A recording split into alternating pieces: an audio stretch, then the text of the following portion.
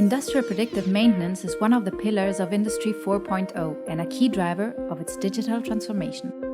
Predicting the moment when your equipment may fail allows you to avoid unplanned stoppages, extend production cycles between maintenance work downtime, keep repair time to a minimum, extend the component's service life, or to reduce spare part stock.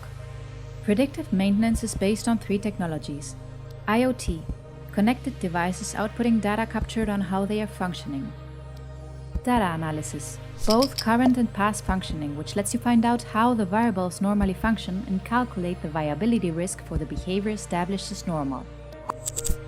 Machine learning, automated learning of the cause and effect relationship of the variables that characterize the asset's behavior. This allows predictions to be made on functioning according to the changes that occur in the analyzed variables, thus permitting automated decision-making based on the log data. What are the advantages of the cloud compared to on-premises predictive maintenance machine learning tools? Both on-premises and cloud solutions are able to help in reducing maintenance costs and increase the service life of the equipment.